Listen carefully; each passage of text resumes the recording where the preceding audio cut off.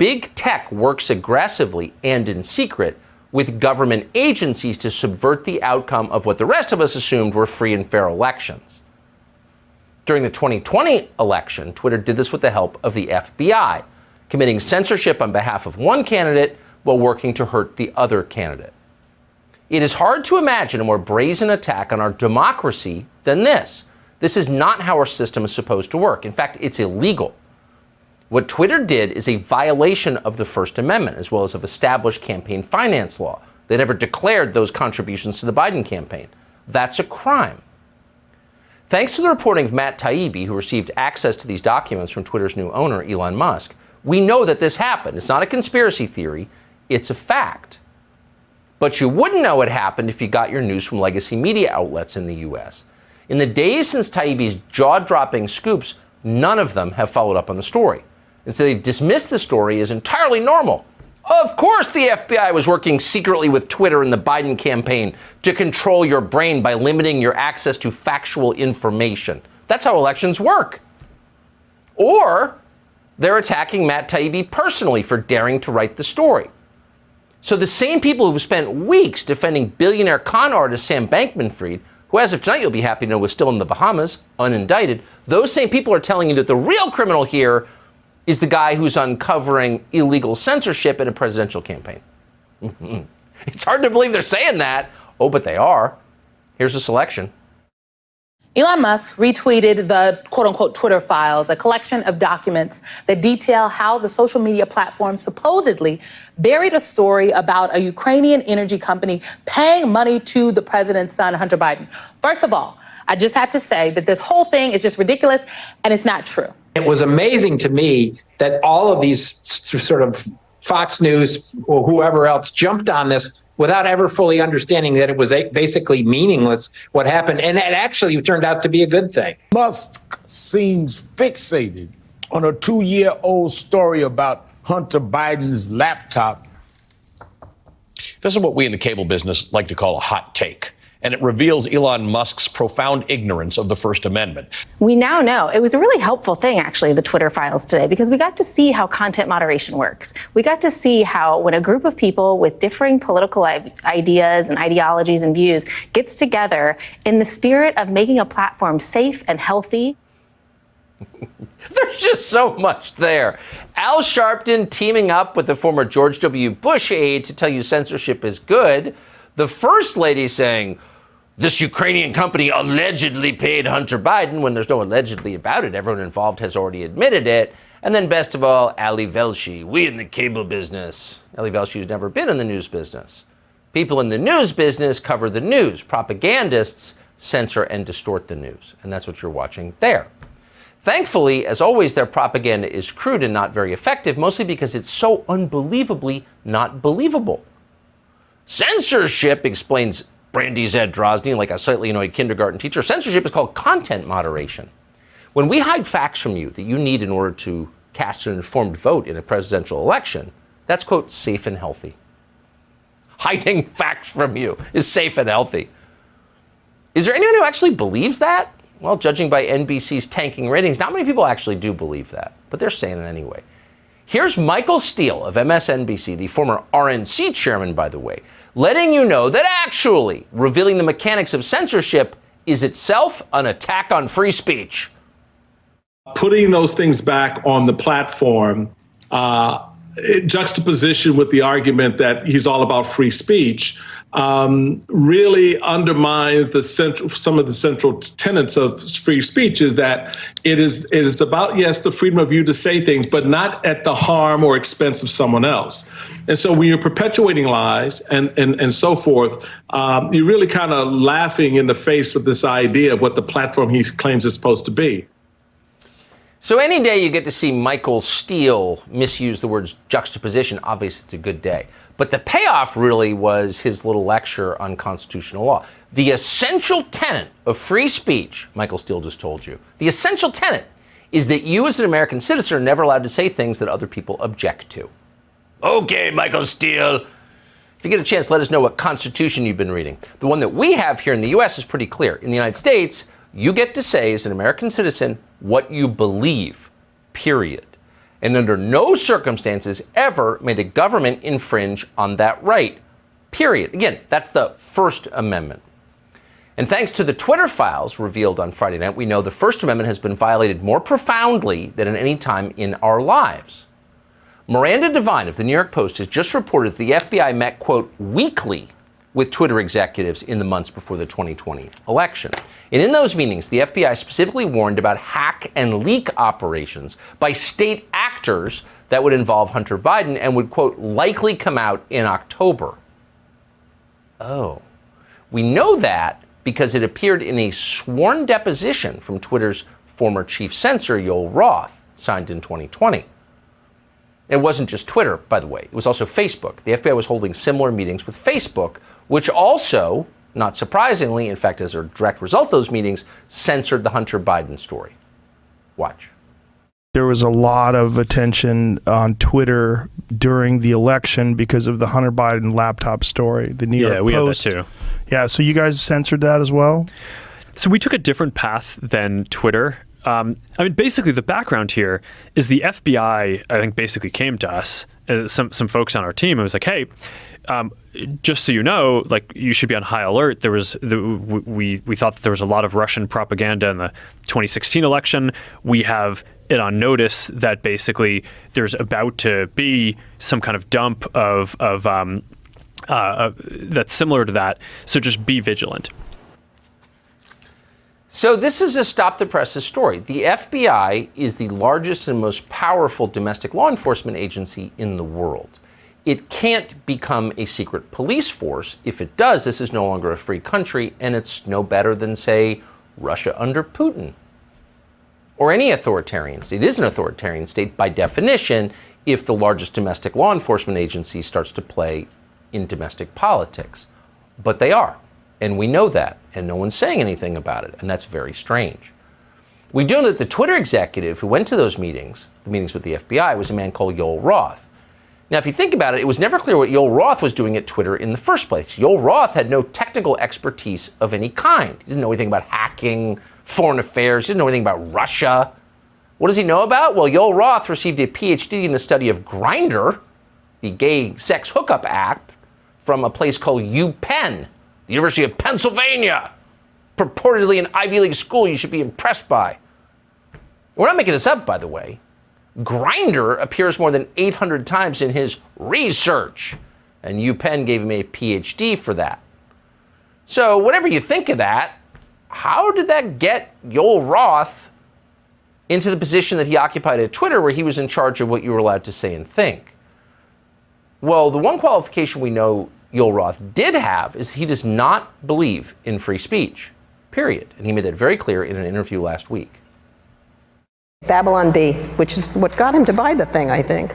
That's the one which was not particularly funny. The Babylon Bee's Man of the Year is Rachel Levine. Not funny. The targeting and the victimization of the trans community on Twitter is very real, very life-threatening, and extraordinarily serious. We have seen from a number of Twitter accounts, including libs of TikTok notably, that there are orchestrated campaigns that particularly are singling out a group that is already particularly vulnerable within society. Twitter's written policies prohibit misgendering, full stop. It's so great. It's life-threatening to tell jokes. It's life-threatening. What's interesting about speech codes, always and everywhere, and specifically the speech codes that Yoel Roth has devoted his life over the past several years to upholding, is that they change constantly, and you never know when they change or on what grounds they change. They just change, and you're usually caught in the crossfire, and you're busted for saying something you didn't even know you weren't allowed to say.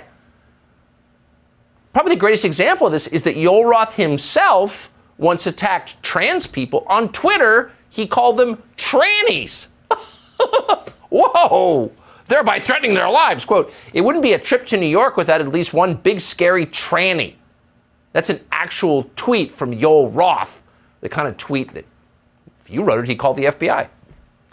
So now Yoel Roth has to pretend to be offended by all of this. Why? Because his purported offense, the terror he feels, gives him a pretext to censor you on behalf of the most powerful people in the world.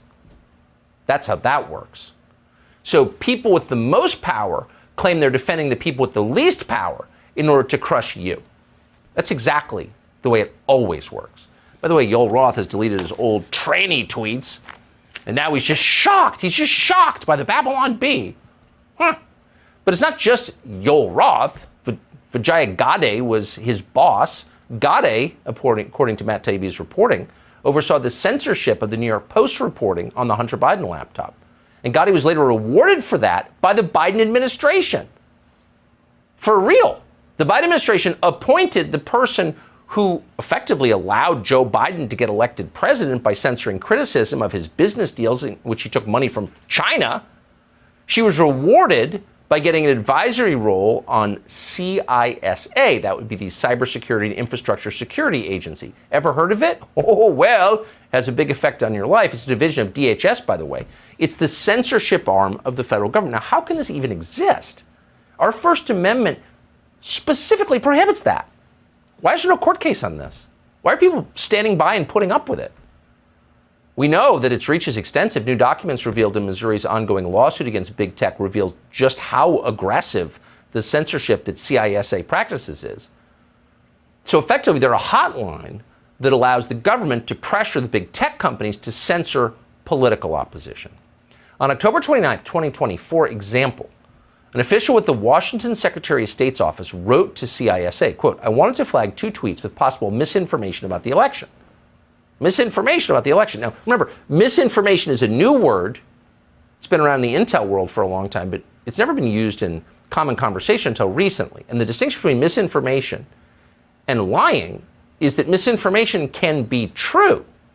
It doesn't have to be untrue to be censored. So it used to be truth is a defense. If you're telling the truth, you can say it. Not anymore. With mis and disinformation, if I don't like it, if I'm in power, I can censor you. So one of the offending tweets that this political official in Washington State was upset about was a reference to an election dispute in Washington State's 2004 gubernatorial election, which played out in the courts, and ultimately Democrats won that court battle. The tweet read this, quote, "Washington State in 2004, judges ignored the real count and rewarded the Democrats." Another tweet from the same account read simply, "Ballots can appear whenever from whomever." Now, you can agree or disagree with those tweets. They seem true. But in any case, they're opinions. They're a political take. And you see tweets like that all the time on Twitter because this is a free country, or was. But what happened next is shocking. And it's amazing that anyone would defend it. The federal government shut down those opinions. Within minutes, CISA flagged the tweets to several DHS accounts. These people with guns. Then CISA sent the report directly to Twitter. "Please see the report below from Washington," CISA wrote. And the tweets, of course, were censored. The government got a random Twitter user with a small following shut down because they didn't like his or her views on the 2004 election in Washington State because they criticized Democrats. The government. This is not a close call. This is a violation of the First Amendment to the Bill of Rights, to the centerpiece of our Constitution, and it's happening constantly.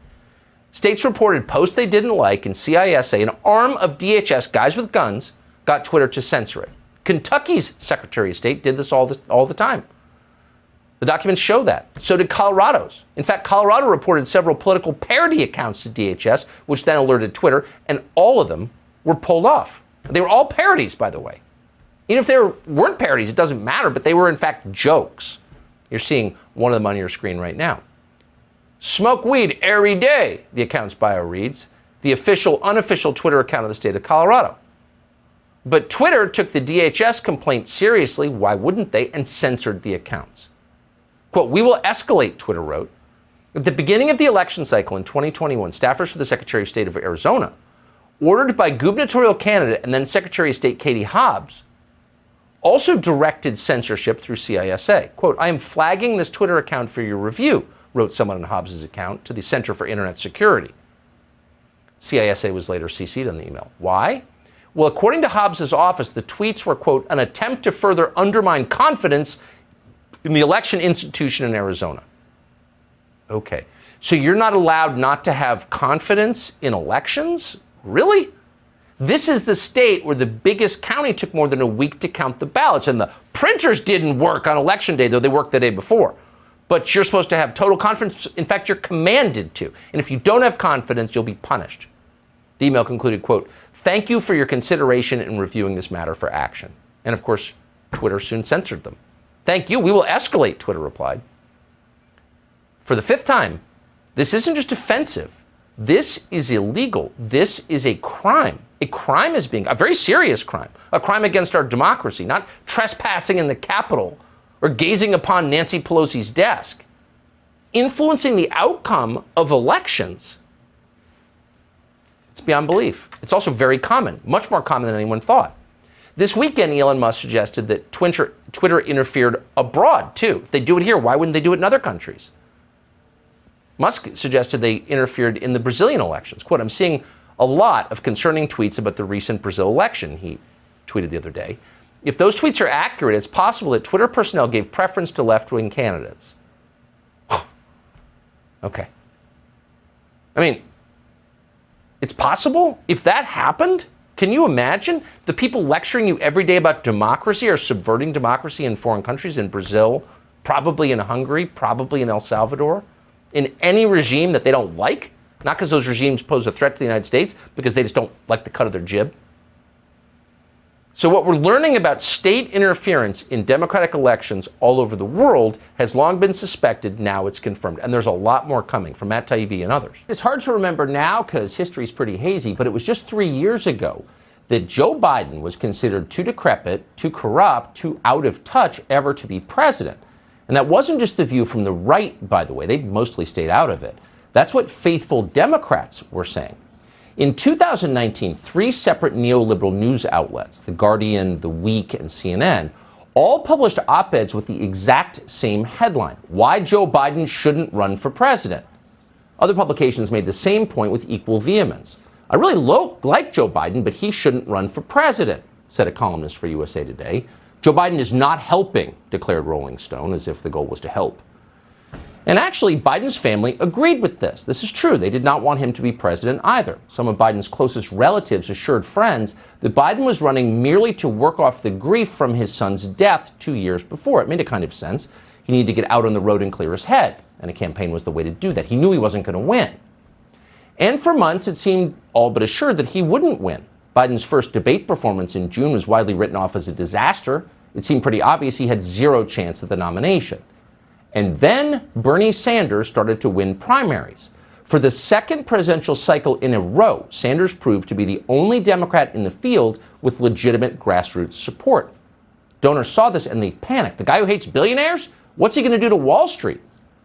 So Sanders was unacceptable to the people who fund the Democratic Party. But there was a problem. What were the options? Pete Buttigieg and Beto O'Rourke? No. Both had turned out to be lighter than air. Elizabeth Warren? Double no. Kamala Harris was horrible on every level. Absolutely nobody liked Kamala Harris, and for good reason. So it turned out to be Joe Biden by default. Get out the Biden signs, we're all in.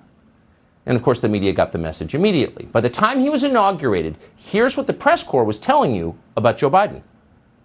Anybody who has any connection to reality about what is going on around them should have watched that and said, the adults are back in the room. It seems as though we have a professional adult once again in the White House who's just simply doing the work. Really, the theme, I would say, is the adults are back. Still, it is a relief to have adults in charge. Now we have adults in the White House. Okay, the adults are back in the room. There is a sense, I think, the world over that the adults have returned. We have an adult in the White House now, and it's glorious. These people. Never an original thought among them. He's an adult. It's glorious. Well, half true. Biden is certainly an adult. He'll be 80 this fall. But no one in Washington thinks the Biden presidency is glorious anymore. They think it's a disaster. Polls show that voters strongly agree. Joe Biden is now the most unpopular person in virtually any room he enters. If you doubt it, watch this. This was the scene at the White House today. Take a careful look at this. You've never seen anything like it.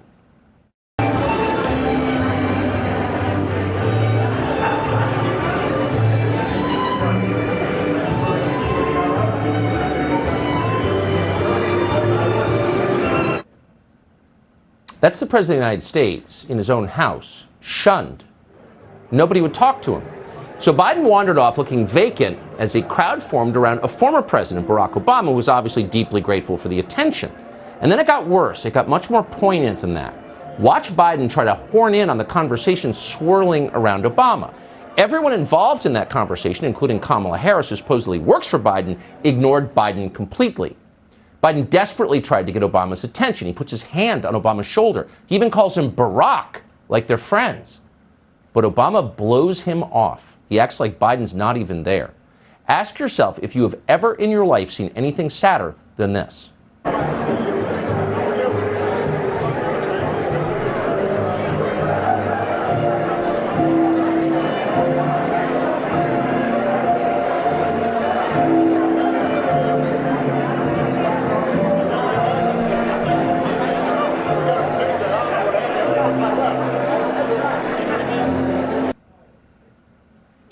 Make it stop. It's awful. Now, it's true that Barack Obama has never liked Joe Biden. For the 8 years they worked together, Obama mocked him relentlessly as an old white guy.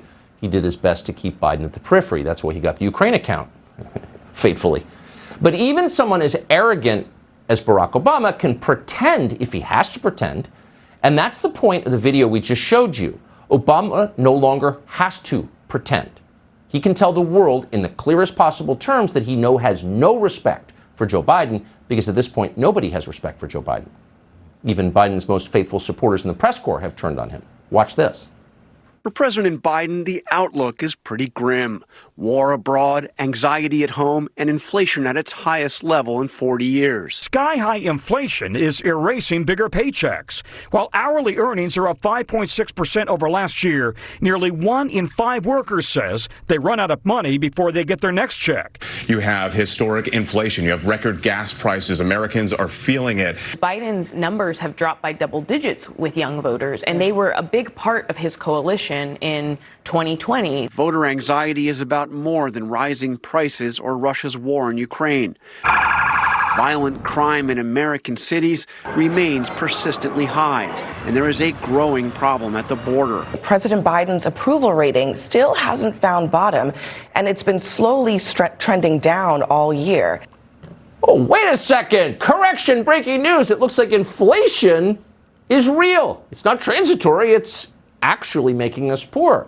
Crime and disorder in the cities are real too. And guess what? It looks like a totally pointless war with Russia is not as popular as we thought it was. You're not a traitor for not wanting it. All of a sudden, they're admitting all of this. For months, Biden's been telling us that every bad thing you notice around you is, of course, Vladimir Putin's fault, and the media have backed him up. But suddenly, they aren't backing him up anymore. Ready to be shocked again? Watch a group of liberal toadies demolish the Biden White House's favorite talking point. Here it is. And every time we talk about gas prices, Democrats do, President Biden does, it's always Putin's price hike. They're trying to blame, of course, the Russian president and the invasion of Ukraine for the jump in prices. But of course, as polling suggests, this president is going to take a lot of the blame here. Biden has called it a Putin price hike, but most Americans aren't buying it. With the midterms now just a few months away and inflation at a record high, the president is now putting the blame squarely on Vladimir Putin, calling this the Putin price hike. But as Republicans and the president's critics have been quick to note, gas prices were already rising before Russia started this war. The White House is trying to do both. Blame Putin, blame the oil and gas companies, but Americans just don't agree. What? Now they tell us. Is your head spinning yet? Yeah. Okay, just one more. Here's Sandy Cortez, who has finally turned on Joe Biden. Now, it was just a year and a half ago that Sandy's job was to use all the street cred she'd earned growing up in the leafy suburbs of Westchester and then heading off to Boston University, to use all of that urban credibility to convince the young people that actually Joe Biden was okay. Yeah, he's old and white, but go ahead and vote for him anyway. He's got Sandy's seal of approval. Selling Joe Biden was her job, and of course she did it. She's always been much more a dutiful party apparatchik than a revolutionary. But not anymore. Sandy Cortez sees change coming. If there's one thing she's good at, it's knowing the prevailing wind. So she's happy to attack Biden. Watch this. We need to acknowledge that this isn't just about middle of the road, an increasingly narrow band of independent voters.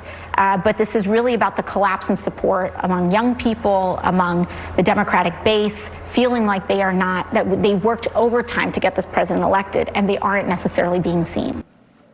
Oh, so Sandy's out. That means everyone's out. What's going on here? Well, exactly what it looks like. The Democratic Party and its media wing have decided to jettison Joe Biden. There was never an official order to do this. What you're watching here, as always, is the hive mind at work. Democrats have the same reactions because they have the same instincts. Biden is weak. We must get rid of him. Now, to most people, that sounds harsh and unforgiving, but in the animal kingdom, it's an entirely natural response. It's the first rule of dog packs, for example. If a single dog wavers or lags behind, the other dogs will kill him, even if they're from the same litter. Yes, it's fratricide, but it's nothing personal. It's a matter of group survival. And that's exactly how the Democratic Party operates. Individuals are irrelevant to the party. The group is all that matters. No one at the DNC actually cares about Joe Biden or ever has, or for that matter, cares about George Floyd or Greta Thunberg or David Hogg or anyone else they tell you is an irreplaceable hero. All people are expendable. What matters is the party, and the party matters because in numbers there is power. And of course, on some level, Joe Biden knows this. He spent his life in the Democratic Party. He's never worked outside the Democratic Party. So he understands how this ends. Inevitably, after 50 years, it is his turn to be eliminated. Will he scream for mercy like Beria did, or will he take it like a man? That's the only question. Biden can't lead. Therefore, at some point soon, he won't be allowed to lead. It's that simple. And if you doubt it, watch Biden talk sometime. Here's Biden the other day telling us that Jill Biden was, in fact, once Barack Obama's vice president. And I'm deeply proud of the work she's doing as First Lady with Joining Forces initiative. She started with Michelle Obama when she was vice president and now carries on. It feels mean even to play that, but it's not a unique example. We see examples like that every single day, and his fellow Democrats see them too. So they've decided to replace Joe Biden, period. But how will they do it, and who will they replace him with? That's what we don't know. So this is a sham. Your company isn't real. Your website is fake. The claims you have made are lies. This is a hoax. Let me start at the beginning, however, with your name, Dom Calypso, which is not your real name. It's a fake name. Well, we ran you through law enforcement level background checks, and that name does not exist. So let's start out with the truth. Tell me what your real name is. It's Dominic Tuyipso. It's per L's are silent. That's a lie, and you know it's a lie. And we asked you for ID at the Los Angeles Bureau, and you said you didn't have ID with you. But doubtless you have a wallet on you. Every grown man does. Hold up a credit card, you can cover the number, to our camera and show us any piece of documentation with the name Dominic Calypso on it. And you can't because that's not your real name. Sure. Absolutely, I'll do that in just a moment. I might just begin with wondering, Tucker, you're not accusing me of being a hoax, are you?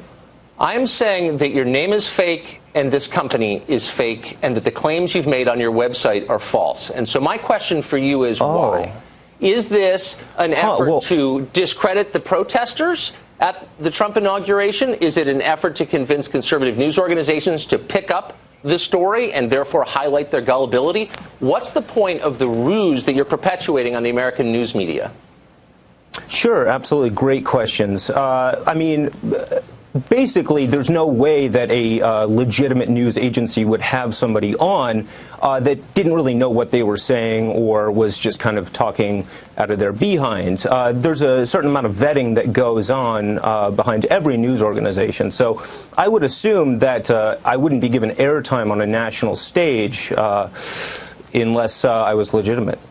Well, I'm vetting you right now, and I'm beginning by saying you are not legitimate. You are lying. We know that. You have fooled other news organizations. You did not fool us. And my question is, why are you doing it? And I guess let me just satisfy our viewers who may be thinking, well, maybe we're miscalling this. On your website, you claim that you pay a retainer to 1,817 operatives every month. Now, if that were actually true, that's $54 million a year you're spending just on retainers. It's another $30 million a year if you're paying them for 6 hours a week work.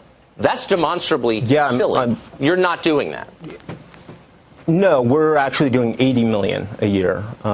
So I don't know quite where you got those numbers, but those are definitely obviously dated. I do want to mention the fact. Wait. So hold on. You're not conceding that this is a hoax. You're saying that this is a real company that's engaged in the activities you say it's engaged in. Absolutely. That you're hiring protesters. That you have 1,800 of them already on retainer for $2,500 a month, and that you're affecting American politics by doing this. Yeah, we actually changed our mind, though, about we're no longer actually going after Donald Trump. We're actually going after the protesters at the inauguration.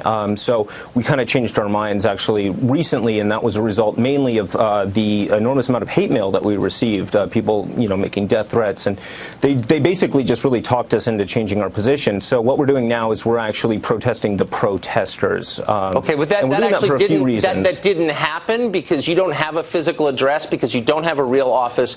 Your website was just put up. Your Facebook page, same thing. You haven't been receiving hate mail because you don't exist. Okay, so if you do exist, why don't you give me some evidence that you're real, beginning with your actual name, which is not Dominic Talipo. And by the way, your business partner doesn't exist either. So let's just be straight here. Let's just be real. Yeah.